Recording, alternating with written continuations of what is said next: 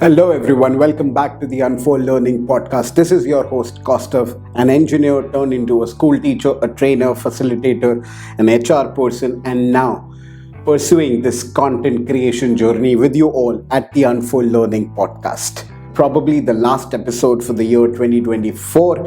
And today, what I'm going to essentially talk about is how important it is at this point in time for all of us to not rush into resolutions, not jump into making resolutions for the new year, but doing something which is extremely imperative before we get on to making our resolutions. If you're new to this channel and curious on aspects of self-development, growth mindset, and personal development, well, let me tell you, you're at the right place, because this is where we unlearn and learn by breaking some stereotypes and the conventional methods.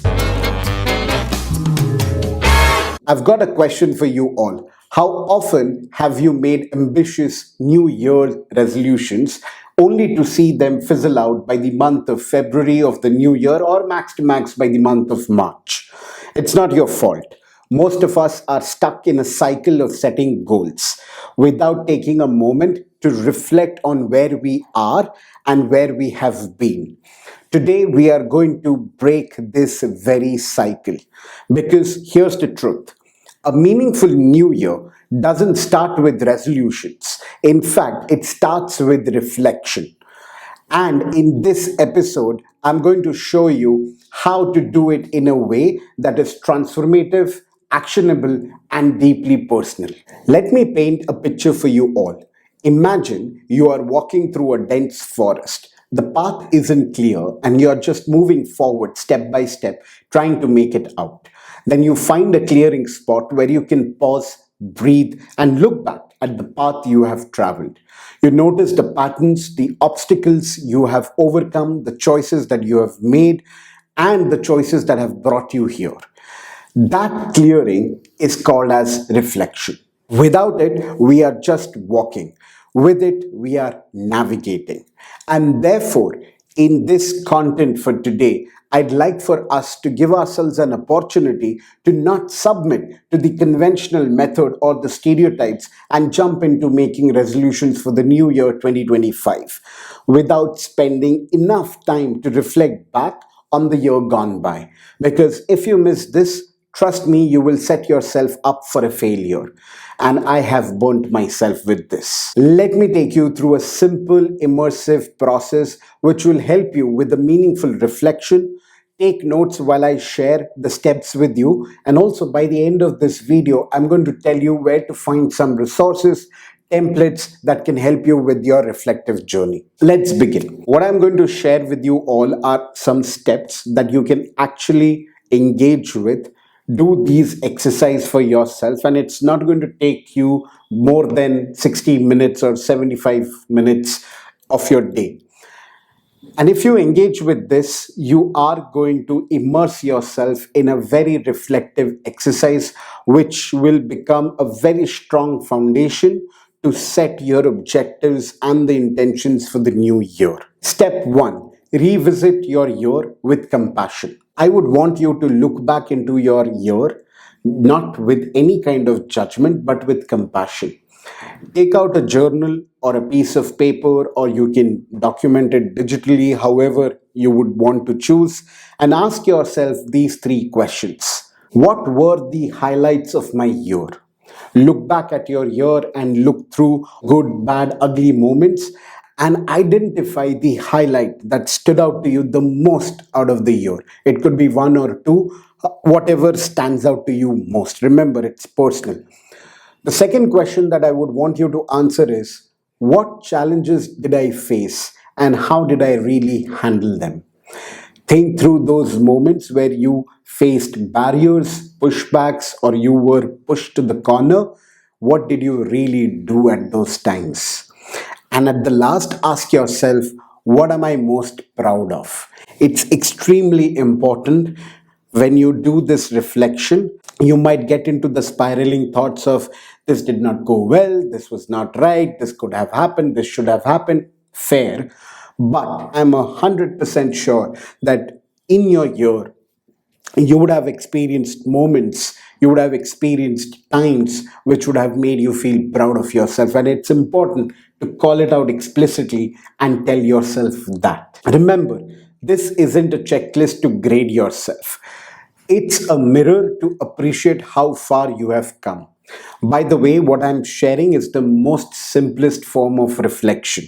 However, if you'd be interested to have a much deeper reflection spread across various spheres like life, work, relationship, finance, etc., then check the link in the description below, which will ask you to subscribe my newsletter, which I have recently started, and you will find these resources, templates, question prompts there in addition to my weekly reflections.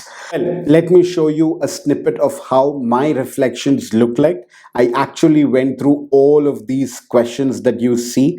I took some time over a period of 3 days, and every morning before I started my day, I reflected on each of these sections that ranges from work, life, failures, spirituality, finances, etc., etc. And this actually helped me to reflect not only meaningfully but from a holistic perspective.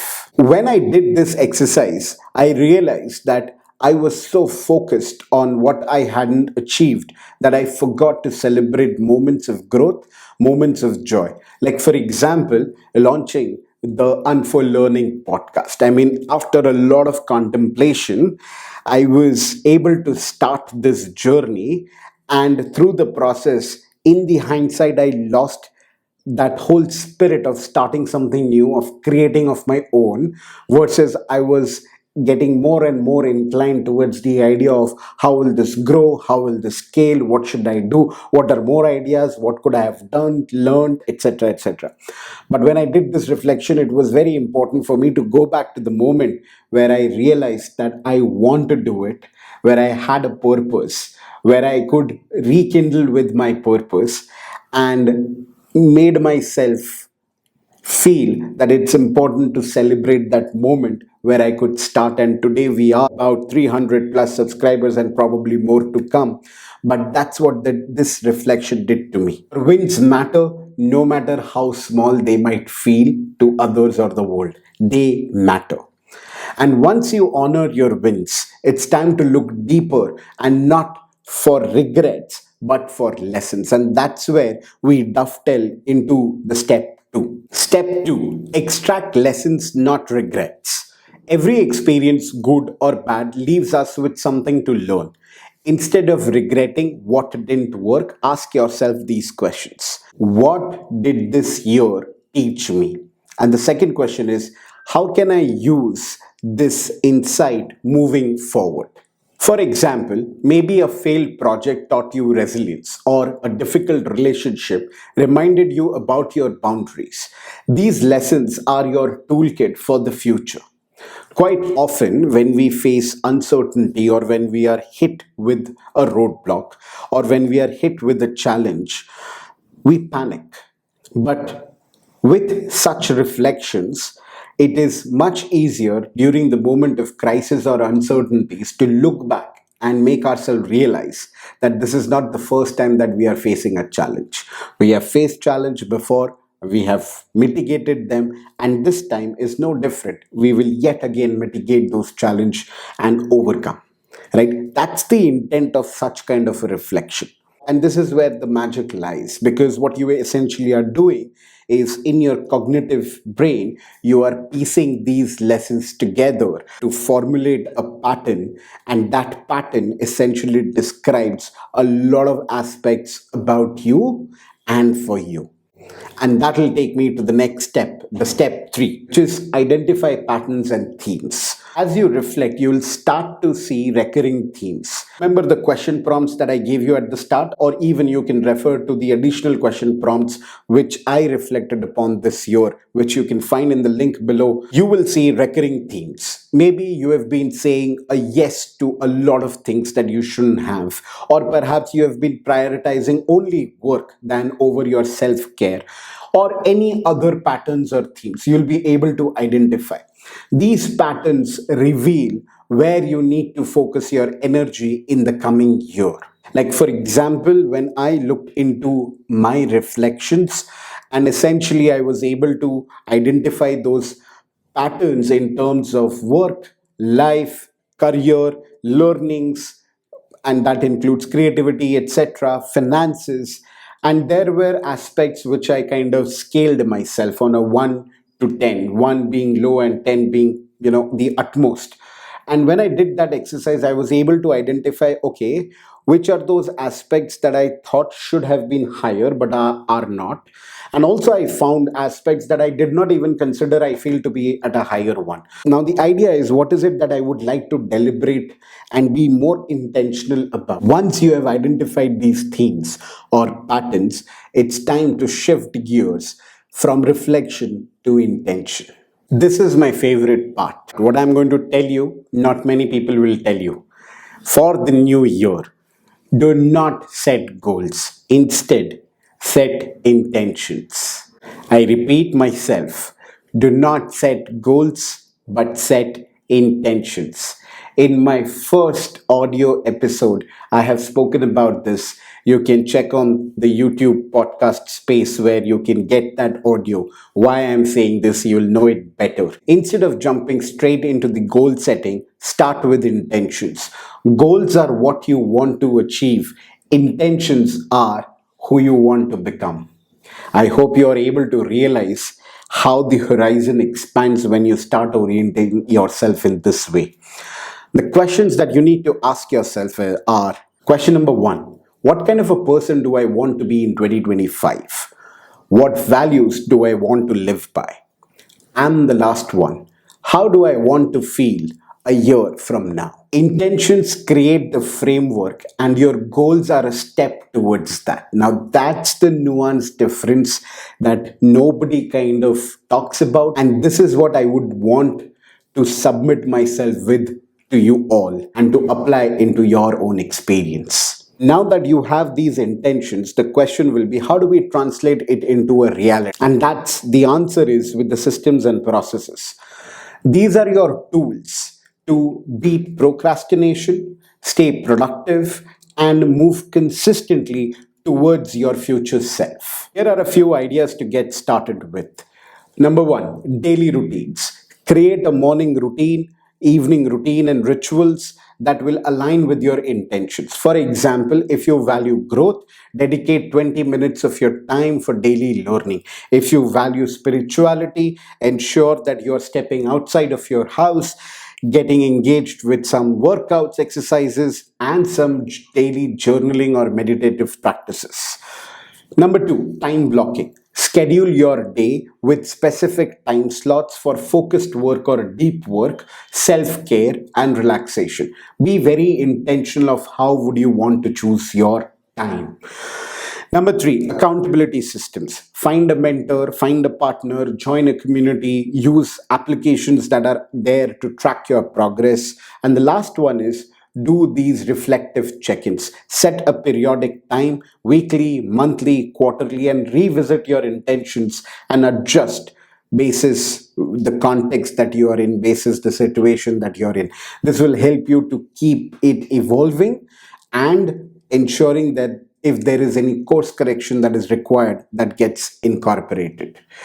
If you want to know more and deep dive into systems and processes, I've created an episode content exactly on this, which talks about how can you really manage productivity and beat procrastination. Coming back to the point, when we think about systems and processes, these are like the infrastructure for our goals to keep us on track even on the days when our motivation is extremely low. Progress thrives on consistency, not perfection. Great. Like I mentioned earlier about the link in description to my newsletter, where for this episode I have created the question prompts. I have given you additional question prompts which are much deeper, very holistic, something that I have reflected upon for your end of year reflection. If you subscribe to this newsletter, you will be among the early adopters to look into my weekly reflections, learning, behind the scene anecdotes, and of course some snippets from my travel. As we wrap up, remember, reflection isn't just about the past, it is about preparing for the future.